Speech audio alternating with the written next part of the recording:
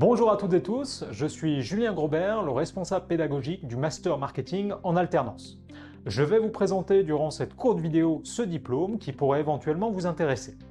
La présentation va être très courte, 3 parties, classiques, une présentation générale, une présentation du cursus où je vais vous présenter un petit peu en détail les blocs de compétences de la maquette, et enfin une dernière partie durant laquelle je vais vous expliquer un petit peu plus en détail le process de candidature, et je vous donnerai également à cette occasion quelques chiffres concernant ce diplôme. Tout d'abord, au niveau de ce Master 1 sur lequel vous allez candidater, ce que vous devez savoir, c'est que c'est un diplôme qui, bien évidemment, va vous former au métier du marketing. L'idée pour nous, l'équipe pédagogique et moi-même, c'est de vous former au métier du marketing au pluriel, et donc de vous éduquer et de vous donner des compétences sur toutes les dimensions de ces métiers-là. Que ce soit de la communication, de la gestion de prix, de la gestion de l'innovation, du lancement de produits, des études de marché, etc., etc. Ce diplôme est également coloré au niveau de la sensibilisation à l'innovation, puisque, comme vous le savez, l'innovation est un élément indispensable à l'heure actuelle pour les entreprises, et donc nous essayons de colorer ce diplôme avec une sensibilité particulière à la gestion de l'innovation. Enfin, ce diplôme est structuré en blocs de compétences, ce qui permet à certaines personnes qui souhaiteraient uniquement se former sur quelques compétences de venir prendre à la carte les blocs de compétences et de venir suivre quelques dizaines d'heures de formation uniquement pour se spécialiser sur une compétence en particulier. Concernant les intervenants, la plupart sont des enseignants-chercheurs, ce qui va vous donner un socle théorique au niveau de ce Master 1. Nous allons donc vous transmettre des éléments que nous creusons dans nos recherches durant nos cours. Et d'autres intervenants sont eux des professionnels qui viennent de certains groupes et de certaines entreprises, soit du service, soit de la distribution, la grande distribution, et qui vont avoir pour objectif de vous former à l'aide de retours d'expérience. De même, vous serez amené durant ce master à travailler sur des cas réels d'entreprise et avec des entreprises, soit des grands groupes, soit des PME, toulousaines, ou venant d'autres régions de la France, avec des projets là encore, ayant trait à une activité de service ou de produit. L'idée pour nous étant de vous faire apprendre en réalisant des tâches concrètes et en vous challengeant sur des projets d'entreprise qui, potentiellement, pourront donner des suites au niveau des entreprises avec lesquelles nous allons travailler.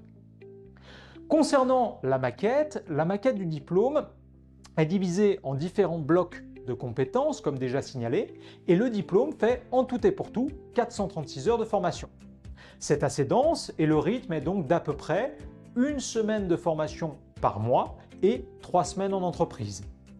Au niveau des cours, comme vous pouvez le voir sur le slide, vous avez différents cours bien évidemment de marketing, mais pas que, puisque l'un des objectifs de ce diplôme est également de vous former en tant que futur cadre au sein de vos entreprises et que vous puissiez comprendre tous les liens qu'il y a entre les différents services. Ainsi, le service RH ne travaille pas en totale autonomie, de même que le service comptabilité n'est pas indépendant au sein d'une entreprise. L'objectif est donc de vous montrer l'intérêt de maîtriser toutes les sciences de gestion au sein d'une entreprise pour ensuite pouvoir prendre des décisions éclairées au sein de votre département, de votre service marketing. Concernant la maquette, je fais un petit focus sur lequel je vais passer rapidement concernant les différents blocs. Comme vous le voyez, vous avez certains blocs qui sont plus généralistes que d'autres, avec un bloc concentré sur les métiers du marketing, un bloc qui va, lui, avoir pour objectif de vous former au métier du chiffre, avec des études de marché ou des statistiques, et un bloc qui va comprendre également des conférences thématiques qui ont pour objectif de faire intervenir des conférenciers professionnels qui vont essayer d'élargir un petit peu votre champ de pensée en parlant de sujets qui sont bien évidemment marketing, mais pas que. Géopolitique actuelle ou marketing interculturel ou encore le marketing de l'agroalimentaire par exemple. Au niveau d'une autre partie de la maquette, c'est le semestre 2 qui va nous intéresser et va vous intéresser puisque au niveau de ce semestre 2, il vous sera demandé de travailler sur un mémoire. Au niveau du mémoire, le mémoire est assez dense puisque j'attends de vous un mix entre un mémoire de recherche et un mémoire opérationnel. L'objectif de ce travail étant de synthétiser l'ensemble des apprentissages de l'année et de nous démontrer que vous êtes en capacité d'opérationnaliser vos décisions tout en prenant de la hauteur et donc en les mettant en perspective par rapport à des théories que nous aurons mobilisés ensemble durant l'année. Concernant le Master 1, vous devez savoir que vous allez très probablement ensuite poursuivre sur un Master 2. Lorsque nous vous sélectionnons, l'objectif pour nous, c'est de voir si vous êtes en capacité de suivre les 2 années du Master, le cycle diplômant, le cycle Master. Nous vous demandons ainsi, avant de candidater à ce Master 1, de faire un choix au niveau du Master 2 que vous visez.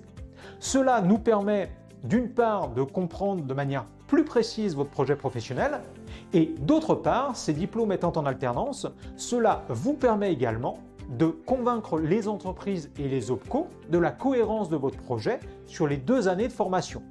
Ainsi, il est indispensable pour vous de nous indiquer durant votre phase de candidature sur quelle spécialité de Master 2 vous souhaitez vous engager, puisque cela vous sera également demandé lorsque vous allez signer votre contrat d'apprentissage. Je vais également passer sur quelques chiffres.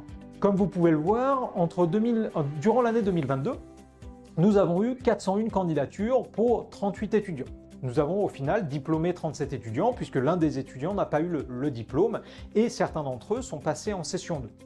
Au niveau de la candidature et de la campagne de candidature 2023, nous avons eu 772 candidatures et nous avons eu 38 étudiants qui ont finalement été sélectionnés avec 2 abandons durant l'année. En effet, et vous le savez, vous serez en alternance, donc nous allons vous demander beaucoup de travail durant l'année. Ça demande un engagement et une certaine méthodologie au niveau de votre organisation. Donc effectivement, pendant 2 ans, nous allons vous demander beaucoup pour bien vous former et nous savons que pendant ces 2 années, vous allez peut-être mettre entre parenthèses votre vie personnelle et vos loisirs. Néanmoins, vous allez normalement apprendre beaucoup et également, je l'espère, prendre du plaisir à venir suivre notre formation.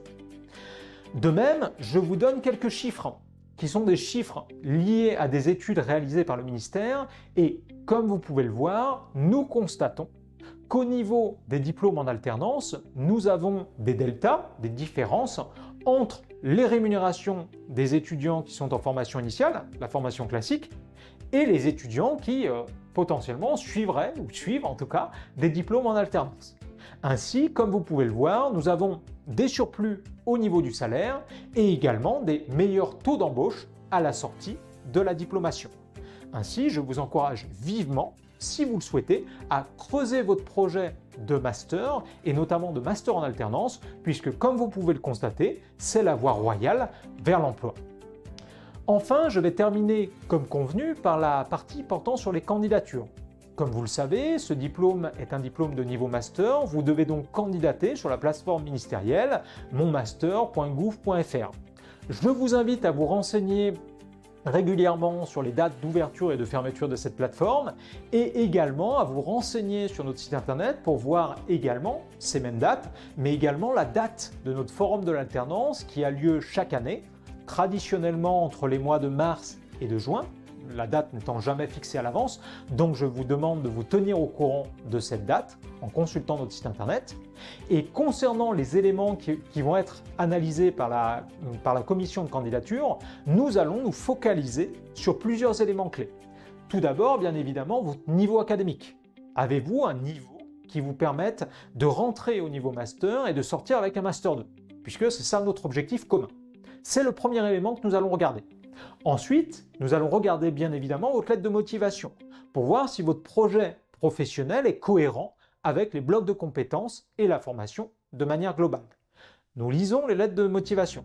J'attire votre attention là-dessus.